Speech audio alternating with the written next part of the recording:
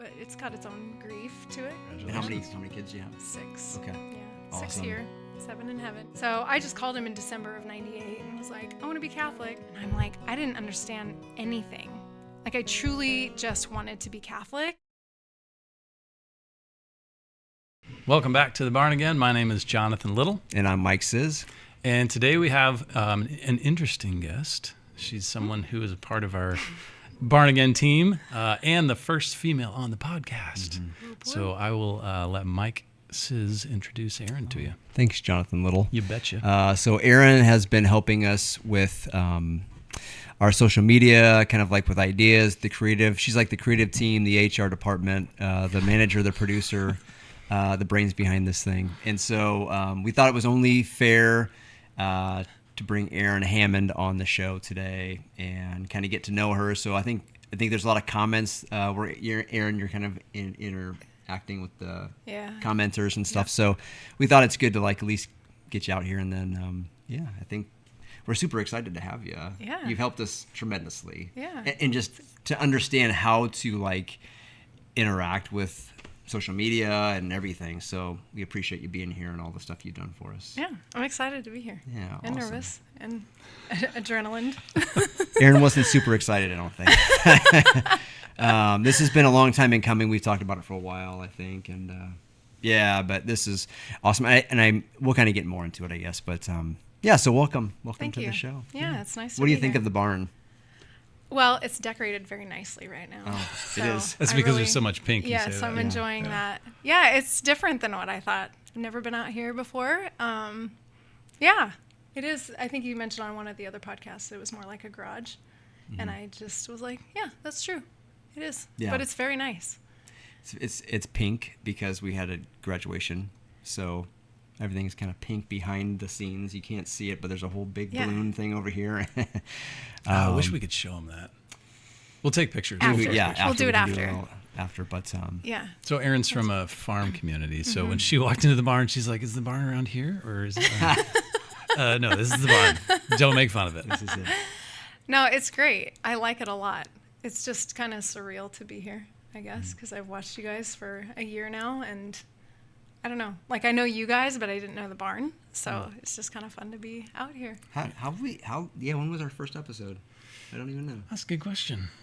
Well, I didn't start watching you guys right from the beginning, because I actually didn't know you had a podcast until I was talking to you one day. Yeah. And then I learned about it, and then I caught up. I think you had interviewed Thad and Matt. Probably Matt. First, yeah. Yep. Most people don't know we have a podcast. Well, I know. There's like 11 people that know. In fact, we deny it when people ask. Yeah. So, yeah, it's just kind of cool to be here and see the behind the scenes. And so you have a big family, and Kurt's your husband, and he's awesome. Yeah. He's part of our coffee group. Yeah. So that's kind of the connection. We always have some sort of a connection to the coffee group, it seems like. So yeah. Kurt's in the coffee group, and awesome guy. Yeah, so, he is pretty awesome. Yeah. Yeah, I like him a lot. How long have you guys been married? 19 years. Wow. Congratulations. And how many kids do you have? 6. Okay. Yeah. Awesome. 6 here, 7 in heaven. Yep. Awesome. So, okay. Yeah. That's the common thread, isn't it? We all have somebody in heaven. Yep, all the babies. So. Well, can you give us some background on yourself so that people know who you are, where you're from? Where are you from, Erin? I am from Ainsworth, Nebraska. So up north central Nebraska, Brown County. Small town. It's even smaller now than when I lived there. When I was there, it was about 2,600 people. I graduated with 44 people. I don't know. I just grew up on gravel roads and irrigating amongst corn and good people, just kind of normal, hardworking, good people. And, You miss being there? I do. But now when I go back, it's not the same town that I grew up in, because so many people that I knew that formed me, or I guess were pillars of the community, have either died or moved away. So there are some people remaining, but it's just not the same town that I grew up in. So I miss what it was. But when I go back there, I'm quickly reminded that it's still the same location, but it's not the same town. that I grew up in, which has its own, I don't know, not to start off with a sad note, but it's got its own grief to it, because I guess the older I get, the more I appreciate where I'm from and what I was given while I was growing up. So you appreciated growing up on the farm. Not at the time. Like at the time, growing up, like there were things I appreciated, but I really wanted to be down here in Lincoln. Like I had cousins here in Lincoln, and I would come down every summer and stay for 2 weeks, and loved it. Just loved being in the city. I loved the smell of the city. I loved everything about it. And then I came to college here, and have lived here for the better part of 30 years.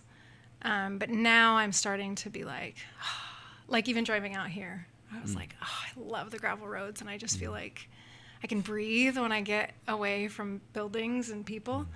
So there are things about my hometown that I miss, but it's mostly like the memory, I guess, of my hometown. That checks out, because like when I hear you say that, you don't miss being there, but you miss the memory of it. Because like driving out here, it takes you back to that. Yeah. But then when you go to your hometown, you're like, it's kind of a dumpy small town.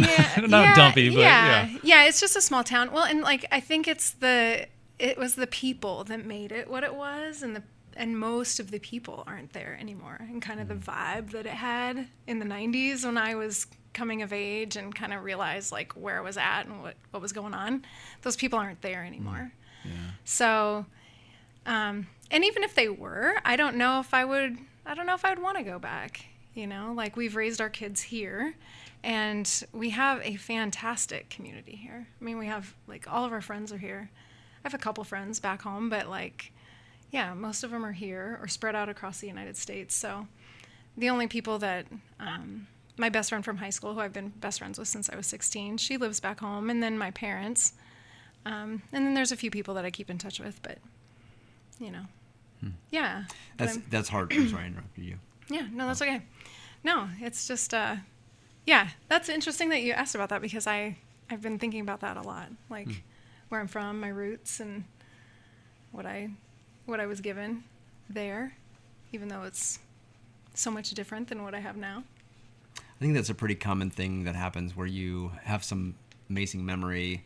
You go back to where it happened years earlier, and things are just not the same. Yeah. Like I used to live in South Dakota, and when I went back after a really long time, it was just different, and it was like, I miss 20 years ago. Yeah. But it's gone, and the people have left, and nobody even knows that I was up there. It's just kind of unfortunate, but yeah. Well, and I'm an extremely different person than I was when I lived there too. So that adds to it. Are you though? Are you? I mean, yeah. I mean, there's some commonalities between who I was, but yeah, I guess the way I live my life is pretty different. Yep. Yeah, and like things I've chosen to do since then are quite different. So when you go back, because I was in my hometown a week or two ago, and there's certain people, like you said, that they were kind of what the town was to you. Like for me, it was a woman named Joy, who was my CCD teacher, and she is super joyful as a person. So when I go back and I see her, I feel like that same kid again around her. Like time didn't change. She's obviously much older, and so am I, but it still feels like when I was a kid. Yeah. Yeah, I have teachers that I see sometimes when I go back. Like, I don't intentionally visit them, but they'll be at Mass, or, I'll run into people at the grocery store. That's probably one of the most fun things, is like, if I have to go to the grocery store when I'm up there, you just run into people that you know. But I don't know if this happens to other people from small towns, but it doesn't matter where I go in Lincoln. There's only like 1 or 2 degrees of separation between me and Ainsworth. I can always find somebody who's like, oh my gosh, my cousins live there, or I used to live there, or I don't know. There's always some connection, and I love that. And Kurt, my husband, grew up in the military, and he's fascinated because it really doesn't matter where we go. Like, we were at the Omaha Zoo one time, and I was like, I went to high school with that kid. We were like, hey, what's up? So it just doesn't really matter where I go. There's always a piece of my hometown pretty close by. That's cool. Even even you're very familiar with my hometown. So, yeah, it just doesn't take much for me to feel the connection, I guess, that I want to feel, because that's what I like. Is I like knowing people and I like being familiar with people. And living in the city has been difficult for me because that's not as easy to do as it is when you're in a small town. So that's what I miss mostly, is just like knowing who people are, knowing what they're about, and kind of knowing that you can count on them or rely upon them. And I'm starting to be able to do that here. I think for a long time I was just hanging on to like, well, Ainsworth is the only place that's like that.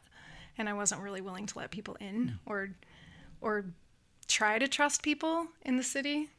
I don't know. Not that I had any biases against city people, but you know, because I am one now, so like I probably shouldn't give city people a hard time. But yeah, there was just something different about living here and being mostly surrounded by strangers and people that I know nothing about. Did you go to the university? Is that why you came here? Okay. Mm-hmm. Yeah. What did you major in? I hate to say. Psychology. Yeah.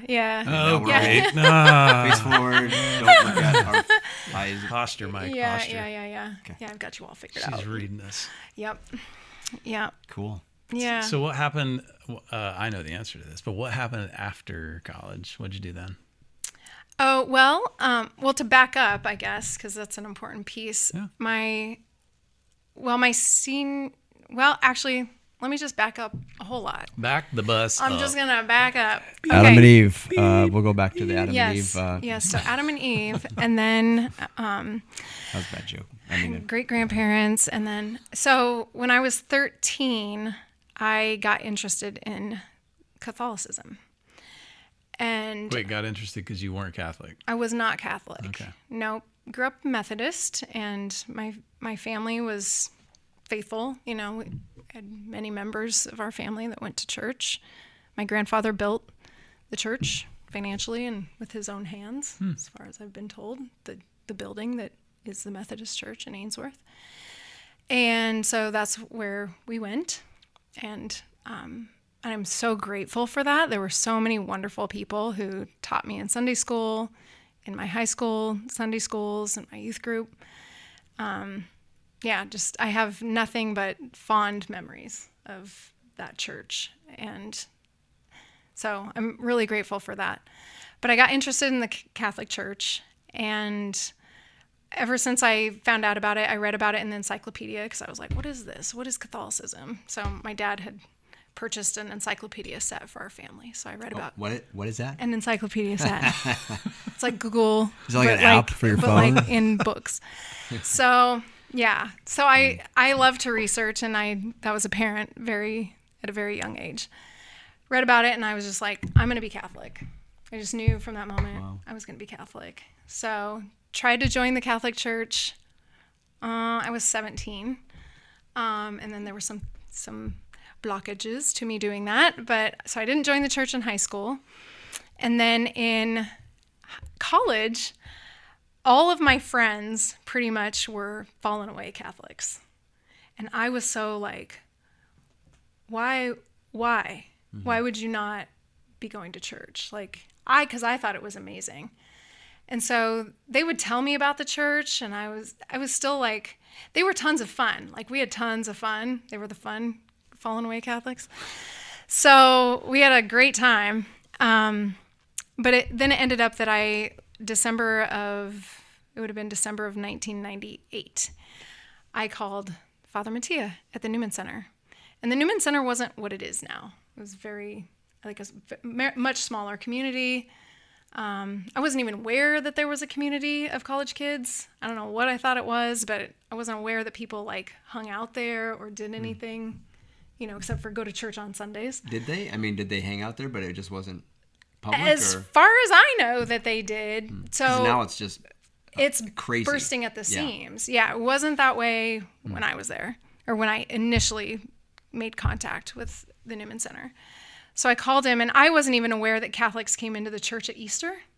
So I just called him in December of 98 and was like, I want to be Catholic. And I kind of remember him saying well, I think we can make this happen.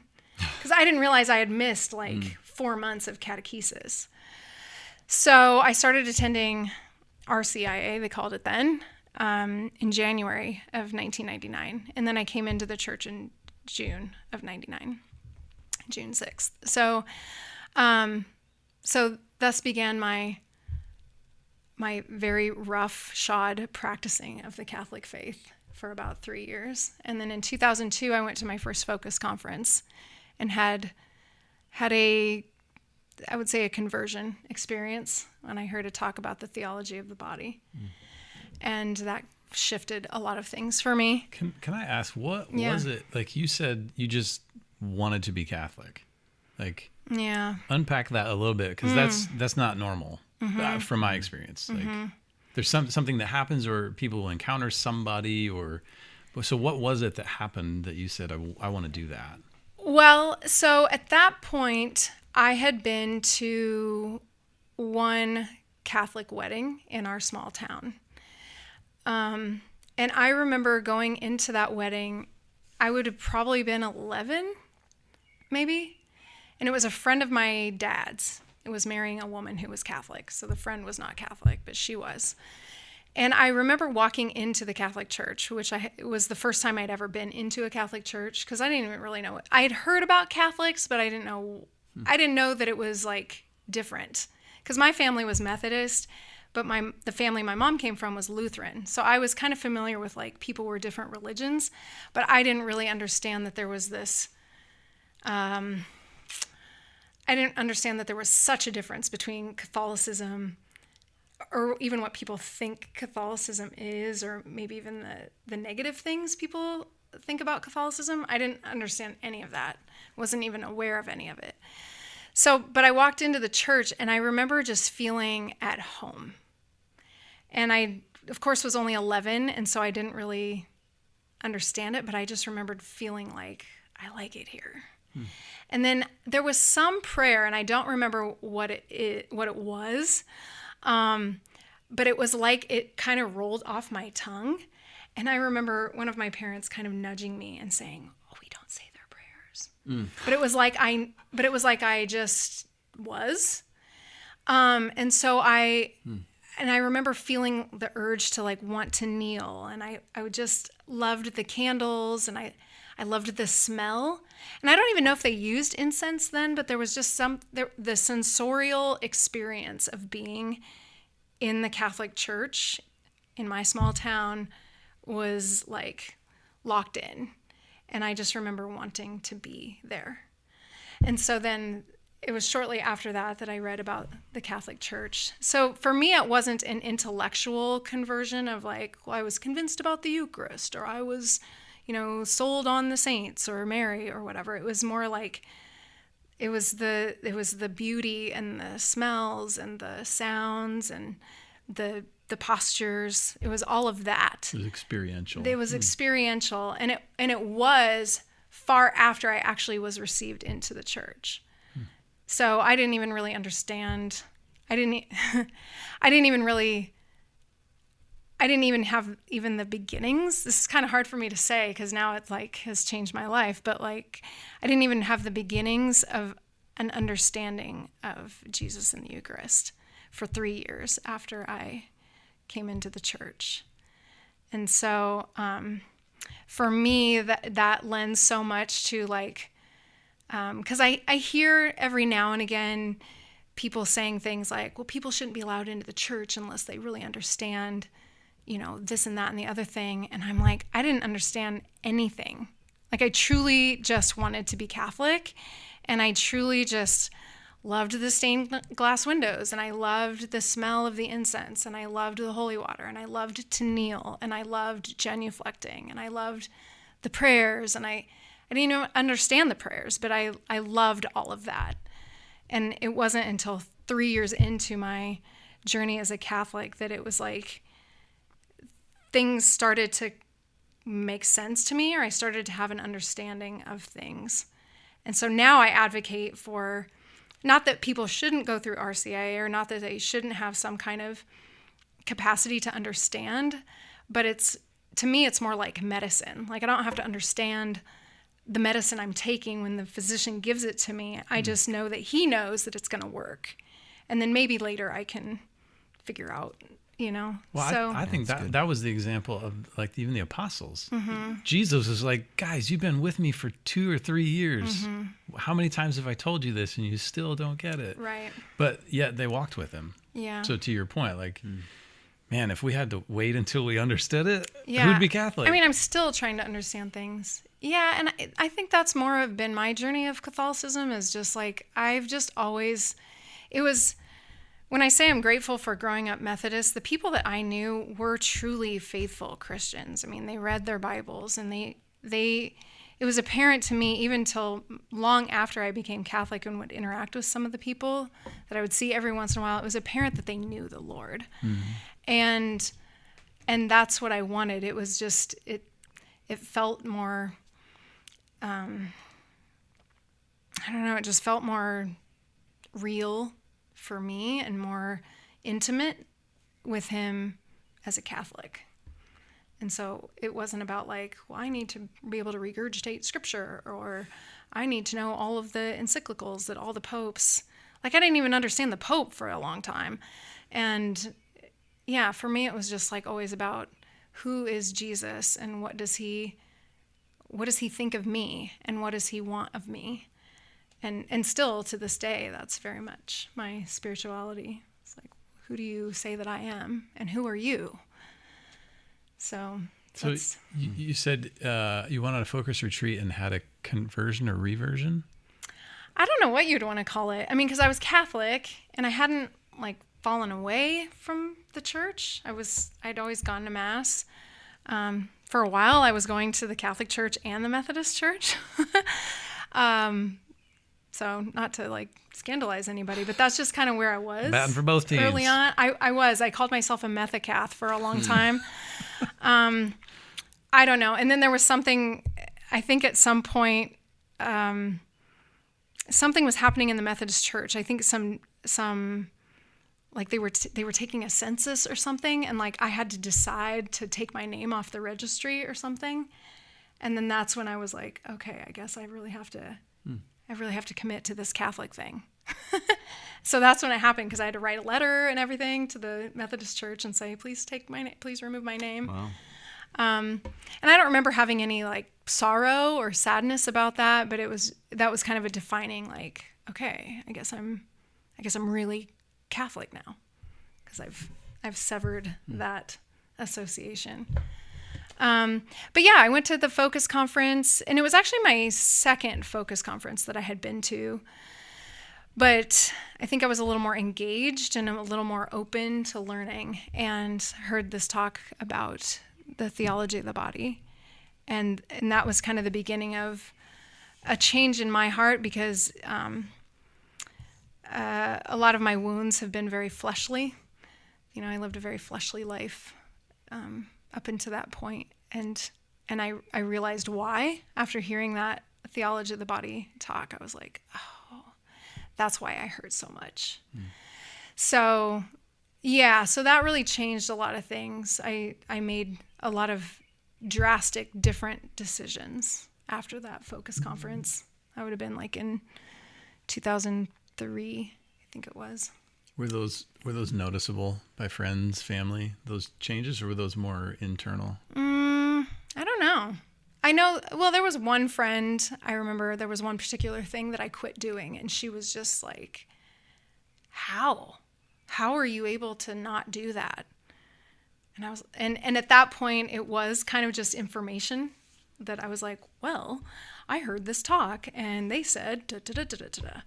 And of course she wasn't Catholic. I don't even think she had a religious affiliation, and she was kind of like, okay, because the people I was hanging out with were very worldly, and so was I. And so, yeah, I think some people were just like, okay, Erin's doing what she's doing.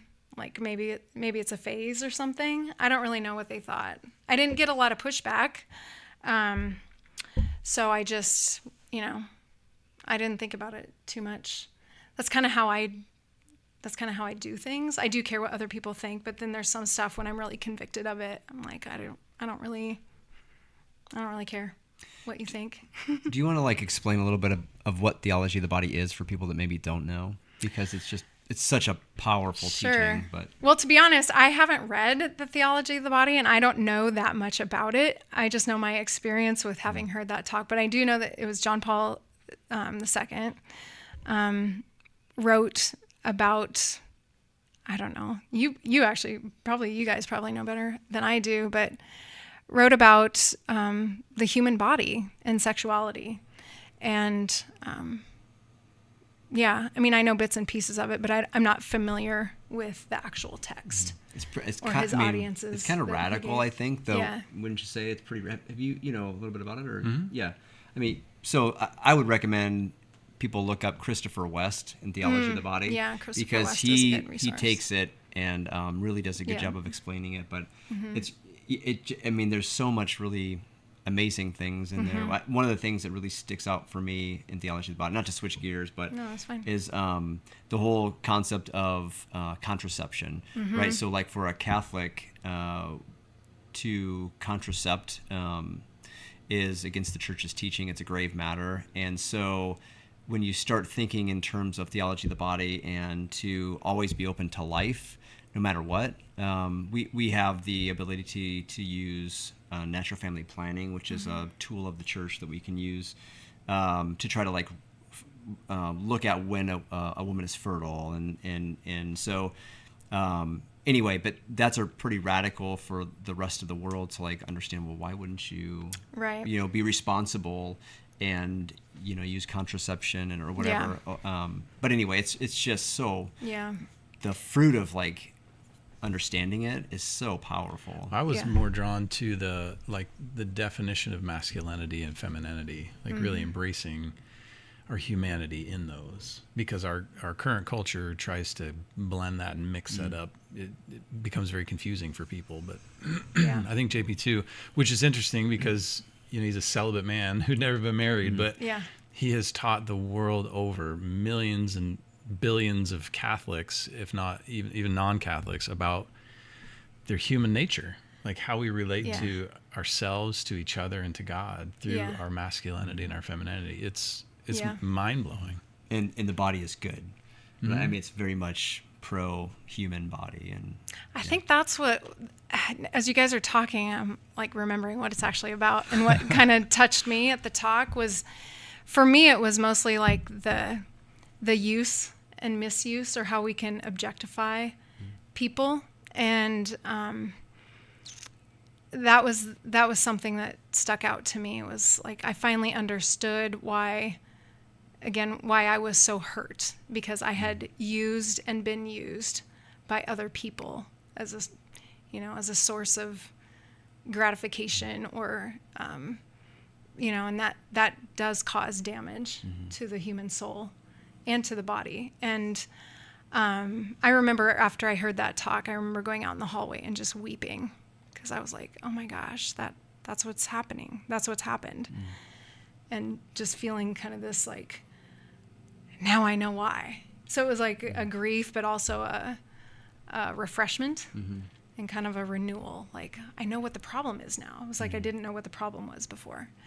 So it's cool. That's what truth can do. Like it can cut to the heart. Yeah. And it's funny because, like, I don't know if you have, but Mike and I have given talks at conferences and different things. And like, sometimes you go to that conference and you're like, why am I here? Yeah. And I think like that person giving that talk has no idea how it affected your life, the trajectory of your life. Well, he does actually. Oh, really? Yeah. Well, because the original question was, what did I do after college? I ended up being a focus missionary, and Dr. Ted Sri was the one who gave the talk about. Oh man, I just started his podcast today. Yeah, so funny. Focus was small enough when I was a missionary that we got to interact with. I'm going to name drop right now, so buckle up. We do it all the time, even if we haven't met them. Yeah, these guys aren't like personal friends, okay, but like but I did know them once upon a time, and they knew me by name. Is that him right there? Yeah, that's him. Oh, I thought Mike was playing Candy Crush again. No, I gotta promote so that is Mass in a Month.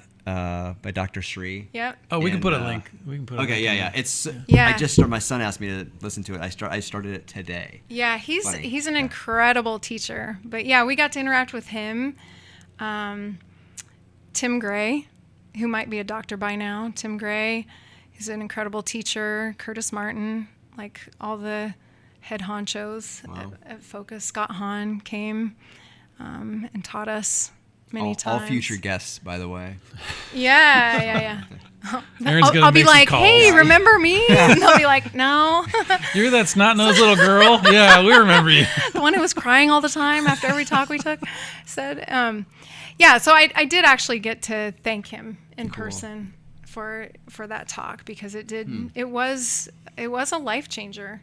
I mean, it was a slow life changer. It wasn't like I had some kind of St. Paul conversion, but it was the beginning of like, I have to change, because that's just kind of the way God has built me, where when I find out new information and it's opposed to what I've currently been doing, I will be like, okay, well, the experts say to do this, so I'm going to do that now.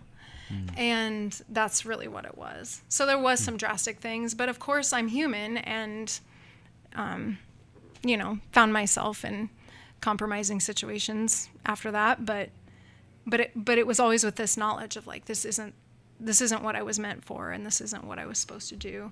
And fortunately, by that point too, I knew the peace and the healing that come from the sacrament of reconciliation. So, so I was beginning to utilize all the things in the church that were medicine for my soul, that eventually, compounded over time and made me better.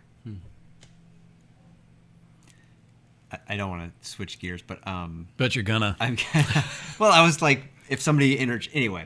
So when you were just talking about meeting Dr. Sri, and I know we're going to talk about this, and as we kind of talk through stuff, the retreat that we went to with Dr. Bob Schutz, it's so cool when you cross paths with somebody who's affected your life tremendously. And Dr. Bob Schutz wrote Be Healed, among other things, and he's an amazing psychologist, right? Is it psychology or psychology? Yeah, I mean, he was a therapist. Yeah.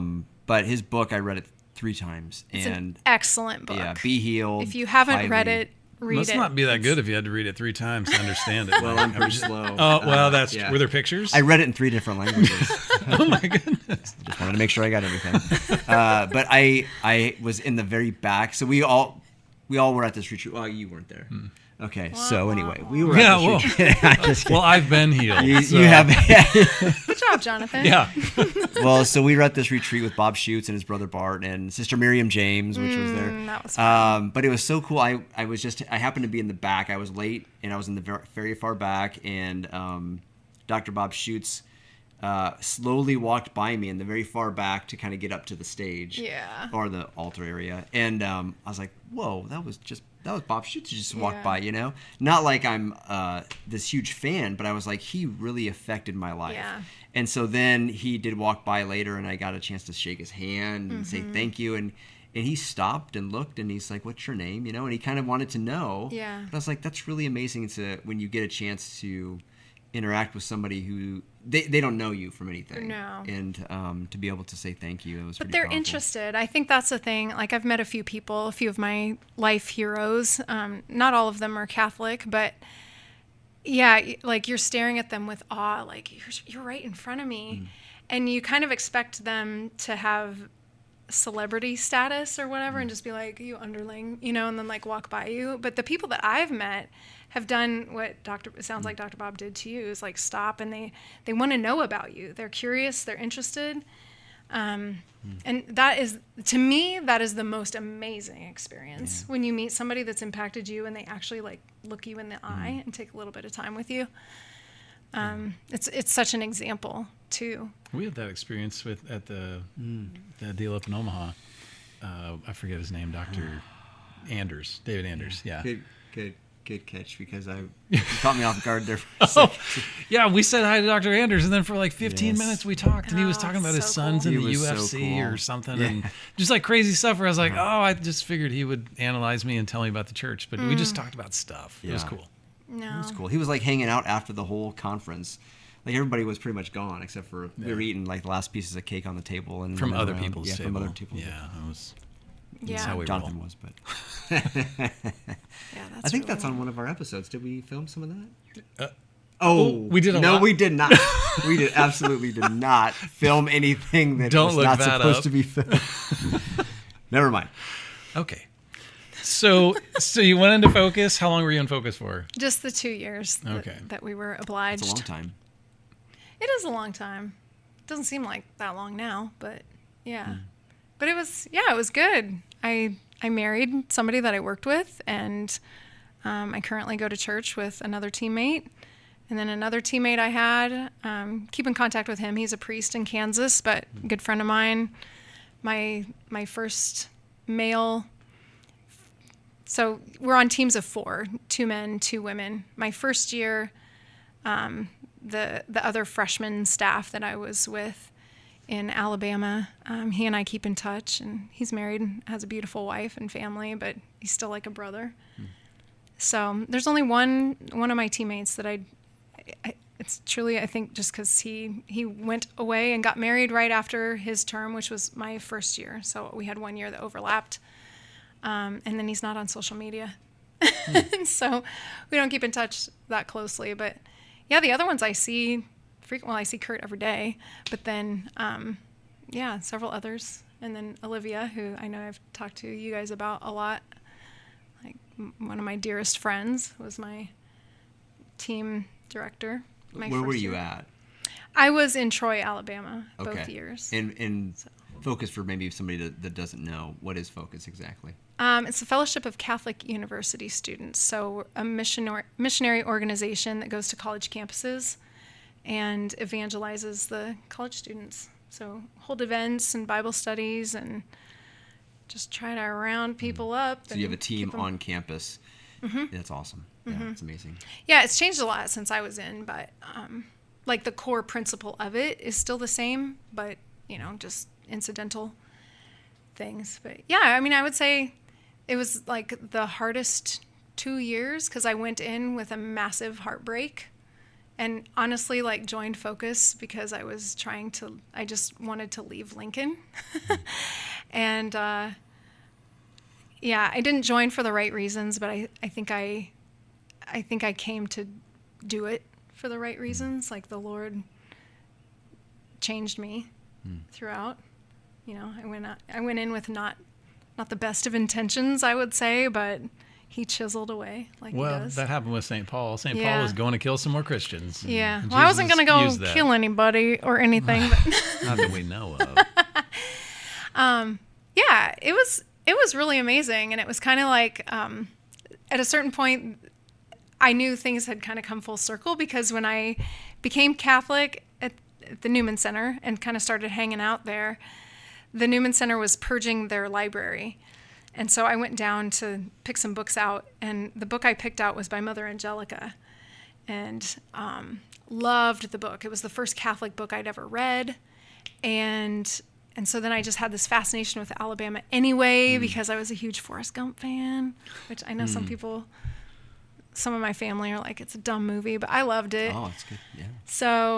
Yeah. So I had a couple reasons that I was really excited to be sent to Alabama, but it was the Bible Belt. Did you pick Alabama? No, but it kind of picked me. Yeah, that's I awesome guess. that it kind of worked out that way. Yeah, it was amazing. I loved being there. Absolutely loved being there. So I know I've asked you this before, but it's been a year, so I don't remember the answer. Did you get to meet Mother Angelica? I was this close.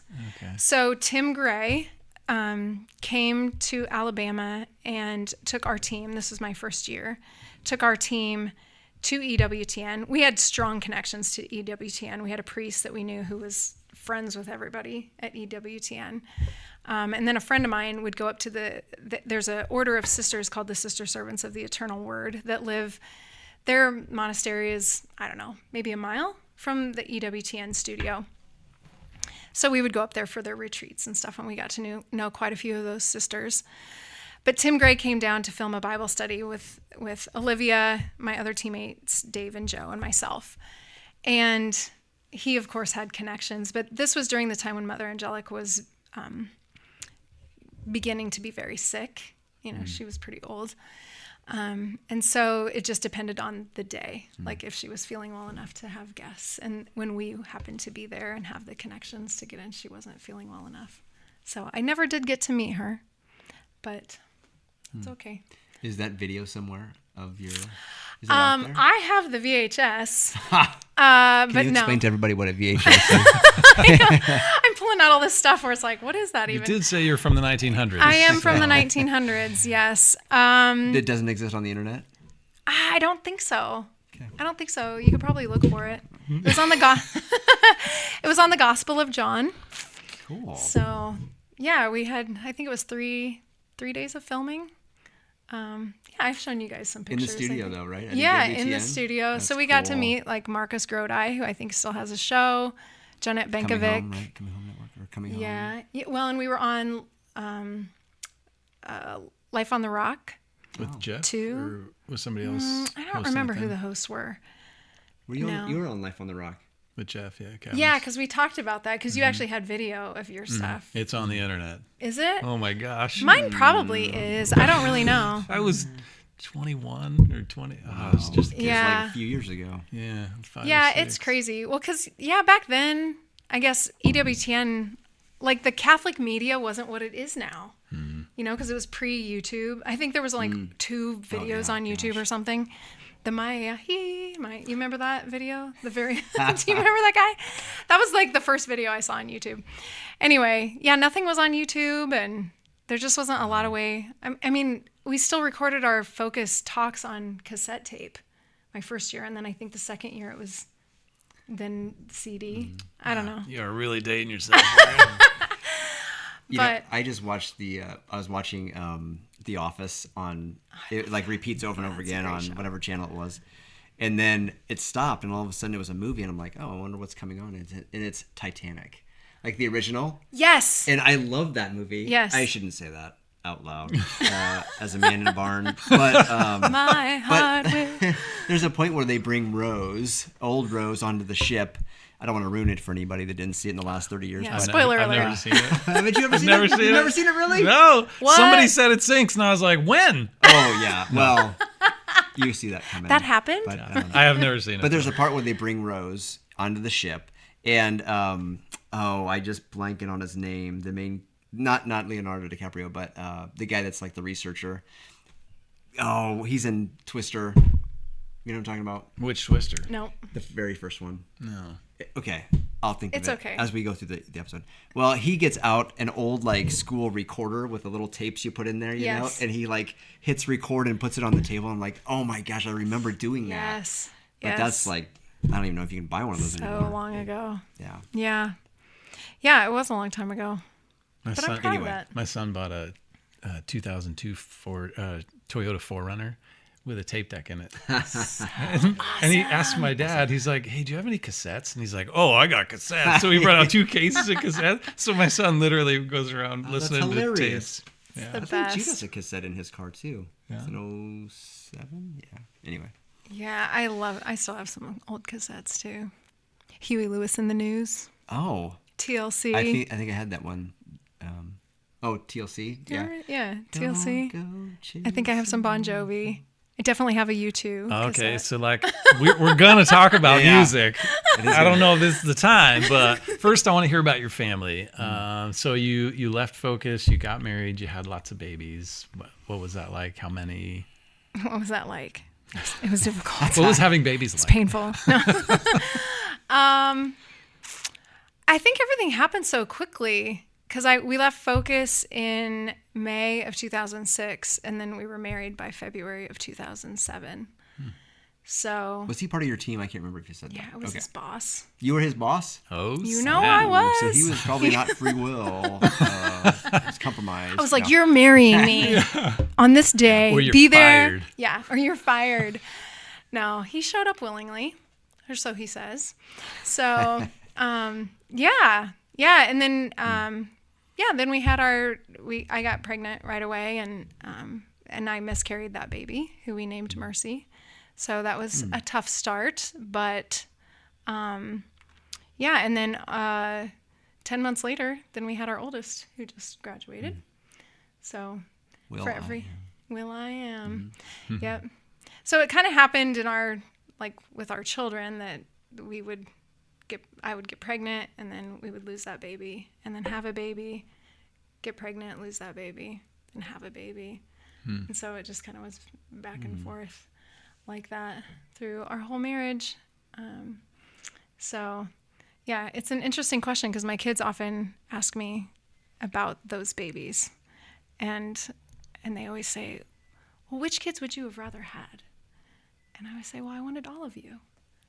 You know, I really did. I wanted all of you.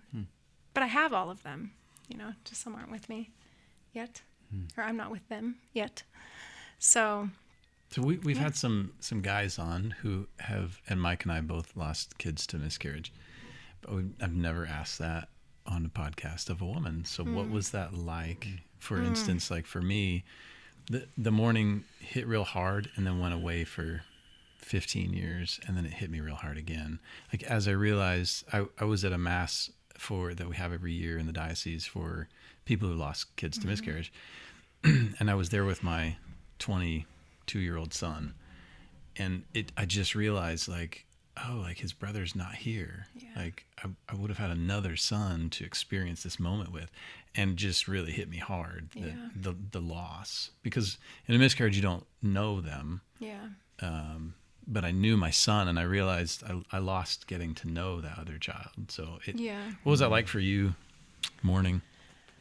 Well, for me personally, it was a difficult thing because when I was so excited to be a mother. I think most little girls grow up wanting to be that. You know, you might want to be an architect, or you might want to be an actress, or you might want to be a teacher, or you have all these other things that you might want to be. But I think foundationally, every woman, every girl grows up and thinks, one day I'm going to be a mother. And so when I got pregnant, I was very, very thrilled, excited, scared.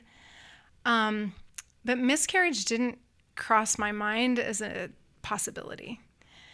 And I just immersed myself. I mean, I had very vivid dreams of our first baby while I was pregnant.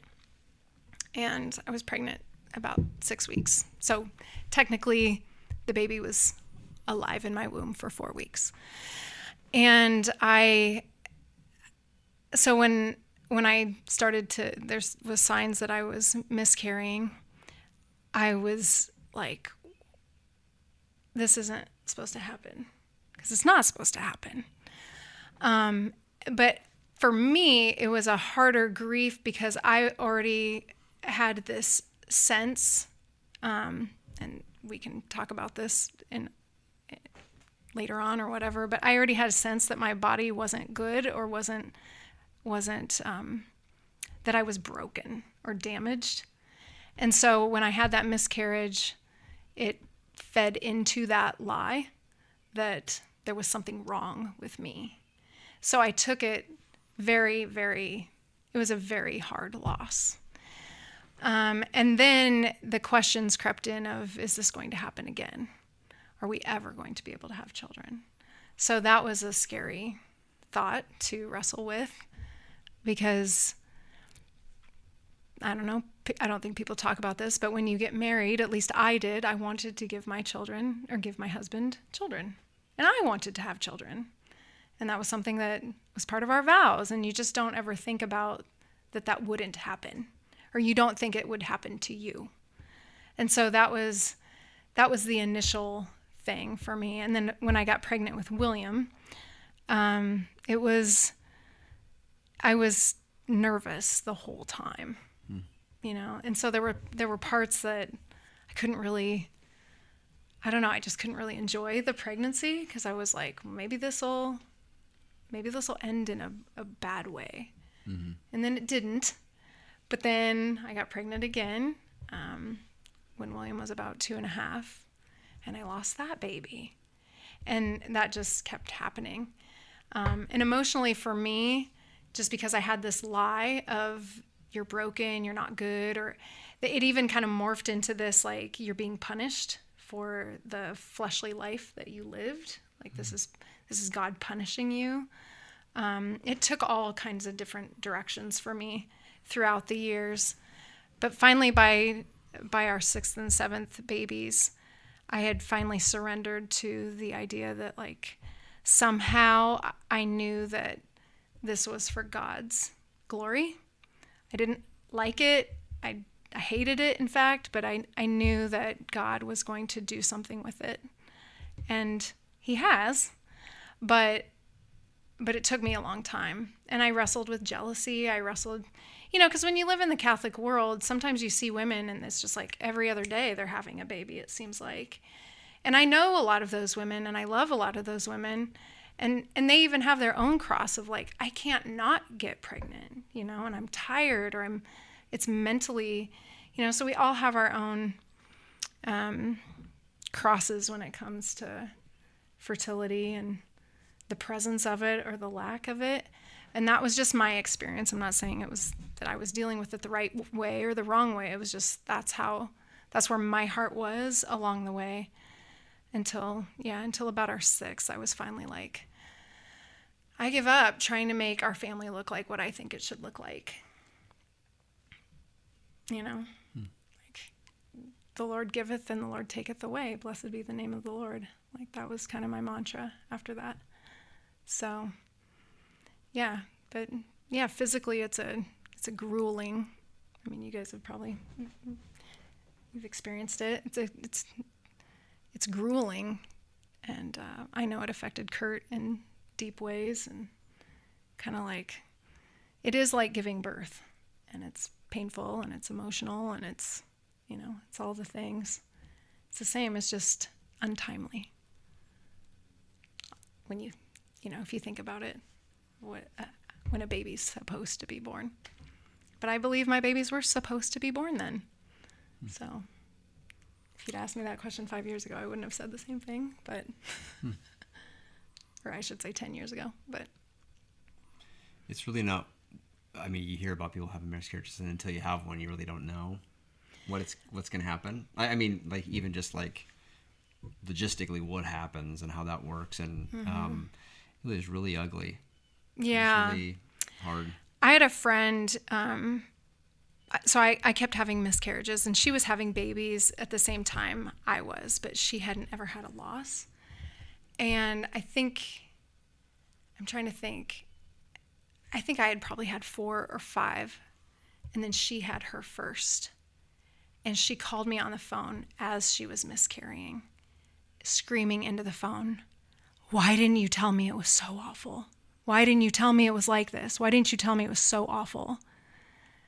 Because all along the way, anytime I would call and let her know that we had lost our baby, she wasn't saying it with any like flippancy or minimizing, because I know this woman very well. She's a very dear friend of mine, and she would just always say, "Erin, your babies are where they're supposed to be. They're with the Lord." Well, I was like, I don't want them with the Lord. I want to hold them. I want them with me. And so whenever she would say that, it just was like, oh, it would just grate on me. Like, you don't understand the depths of my sorrow or the inadequacy I feel or the brokenness I feel or you don't understand. And you certainly don't understand the pain the physical pain that I'm going through. And then, yeah, we've talked about it since, because she made that phone call, and then she was like, "I'm so sorry that I just didn't understand." And I never held it against her, because you can't understand things that you just don't understand or haven't been through. Like, you can textbook understand what a miscarriage is and read about what a woman might experience, but until you've actually been through it, you can't fully grasp what that's like. So I didn't hold it against her, but yeah, it's not pretty. A lot of women end up in the emergency room. I went to the emergency room one time, and it was a very unfortunate event. Kurt's mother had died.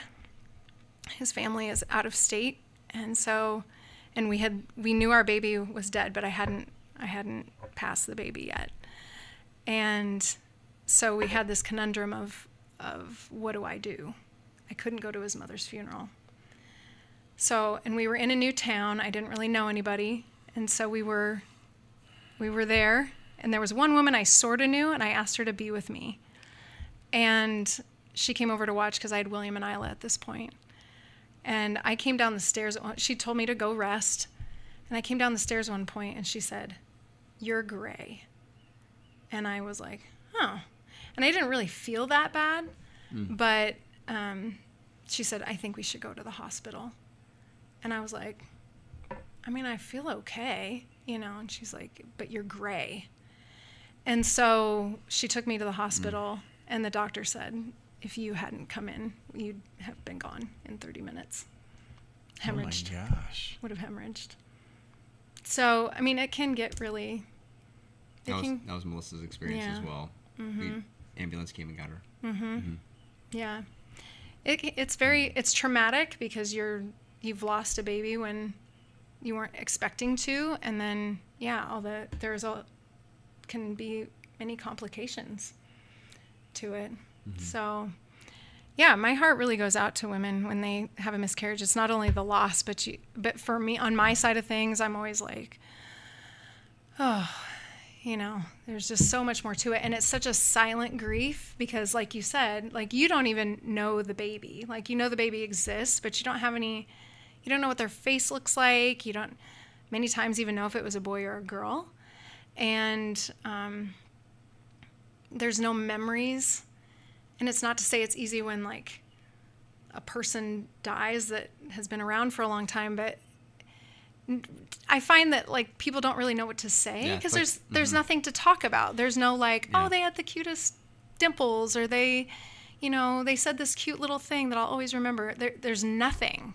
There's just nothing to say because many times the woman's not even showing that she's pregnant, or people don't even know that you're pregnant.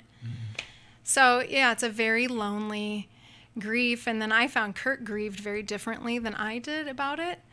And for a few of them, I was kind of angry with him. Like, why are you not more sad? And he's like, well, I am sad, but, like, I don't know. Like, exteriorly, you didn't look pregnant. I didn't feel the baby.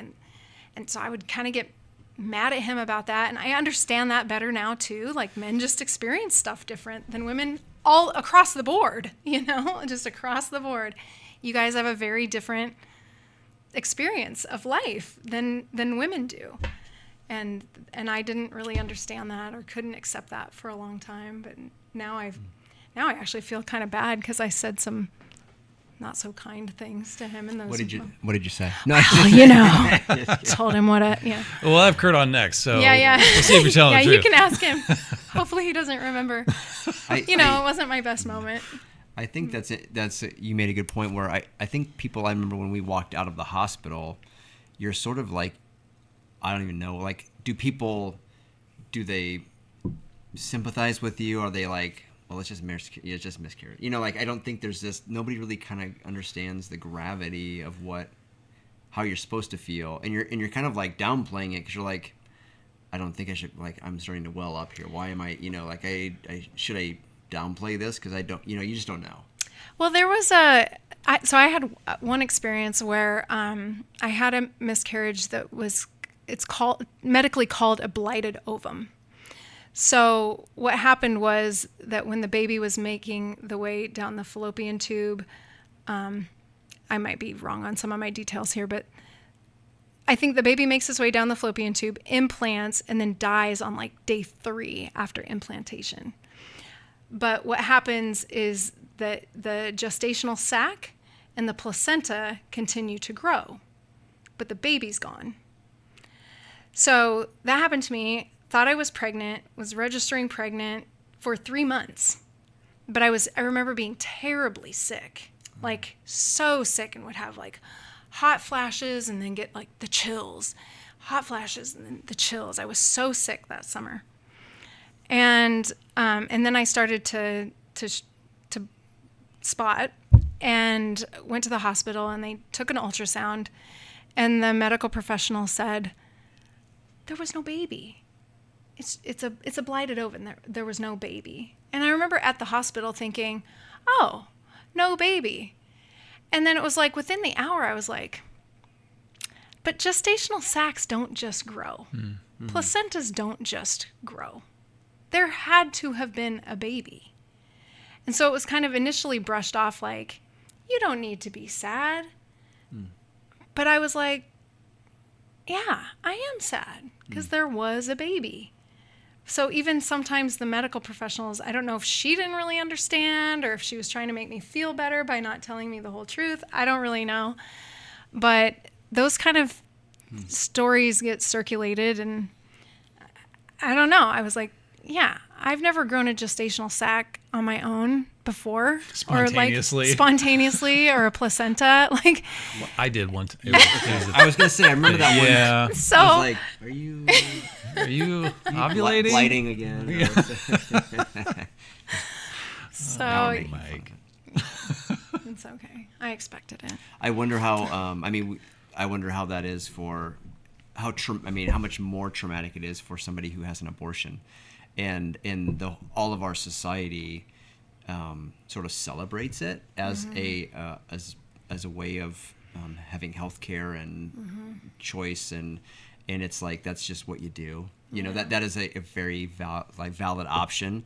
And so when they leave the facility after that's happened, the trauma and the confusion and everything that comes along with the miscarriage is probably amplified because of what they just went through. And I don't know, like, I'm not sure what sort of support. And I know the pro-life community, and there's so many good organizations that help with people to recover from that, because they do recognize that it was a baby. And but I mean, I just know what it was like from the miscarriage standpoint, but from somebody having the trauma of an abortion, what that's got to be like to try to recover and be like, why am I so sad? You know, why do I feel like I'm lost something? But yeah, I think, I know two people personally who've had abortions, and one, I think she was sold lies at the time, and I don't know if she's fully reconciled that it was a baby. I don't really know. I haven't talked in depth about it, but I see the effects on her life now, and I'm pretty sure that's part of it. And then another gal she was aware but didn't. She was in a situation where she had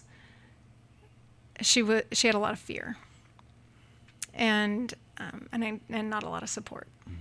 And so she had to wrestle with that for a long time because she knew it was a baby. But so I have a lot of compassion because I've just had those two women that I've known, but I'm grateful because it changed my view. I never had any animosity towards women who choose that, because I think as a woman, having been pregnant, you know. And I think a woman has to be under a tremendous amount of fear or anxiety or despair, or either just really have so much misinformation that's perpetuated by everyone around her to choose that. So, it is. It's, there's just something in you that knows it's a life. Sorry. Have you seen October Baby? I think so. Have you seen that? Oh, that's the boxing one? Is it? That's what I thought it was. Thank no. you. It's the same woman, It's right? the Boxing Day one from Canada. Thank Boxing you Day. for not laughing at Or me. the October unboxing? Baby, like, Is it an unboxing video? Didn't John Wayne? No, who was it? Who directed that? Clint Eastwood. Clint Eastwood. That's who it was. Oh. Was that who did it? I'm really sorry, everybody, for what's happening. You and I right are thinking now. of the same movie. Was it Red October? Oh yeah, Denzel October. Washington. There were The missiles. Hunt for Red and, October Baby. Submarine. Yes, The Hunt for Red October Baby. Okay, Mike, tell us your Goodwill story. October? Oh, gosh. Wait a minute. What was it? October Baby is such a good movie on pro-life, and I think I've seen it. The actress who plays the mom in the film had an abortion in real life, and so there's a really emotional part, and I think she talks about that was really her crying. Yeah. Anyway, Yeah. it's a really good movie. Wow. And so is The Hunt for Red October, as a matter of fact. I haven't seen that. Oh, that's a good one. Yeah. What is Iceberg Dead Ahead? Oh wait, that's Titanic. Haven't seen it. The Hunt for Red October is a submarine movie, though. That is true. I hate submarine movies. That's what sunk the Titanic. Submarine? I was told. The Hunt for Red October? Sunk the Titanic. Wow. Yeah. Sean Connery. S words. Oh, we all know. Pen is mightier. I won't say the other one, but the only other one I can remember. Alex.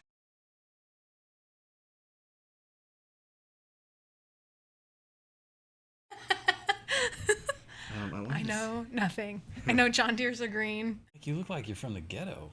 I dig it. In the ghetto. West Side. What's the gang sign? My Jesus.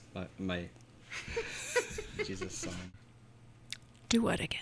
This? Barn again? Do barn again? Do I look like a fancy lady? We're going to rehash the conversation about having women on the podcast. Never have I seen a man do that. It smells like a giant fart in my car because I had to put one of those trees in it, and then I ate chicken on the way here. It's like vanilla chicken. Favorite color? My favorite color is the rainbow. My favorite color is 4. There's That's no like- women policy. How did I get roped into this? Because you're part of Pull down and interrogate me about That's my coming. life. There's a button. And it is. I drink like my steroids. I You do drink my steroids? pond water. Your Yeah, algae. I do. Yeah, I drink my pond water. I'm nervous, but I'm also just kind of. We can tell by the pit stains that you're nervous. Okay. Well, no, I think we can talk This about. is a really funny podcast because we're all just staring off to the side at the Nothing. I'm sketching for his pictures. alibi. That's true. Yeah, I wrote right here. I was at Mike's was- barn. You can go ahead and leave, Joan. Sorry. Welcome to the barn. Thank you. It's good to I be forget. I introduced. You do. You ready? Oh yeah. You nervous? Oh, you talking to me?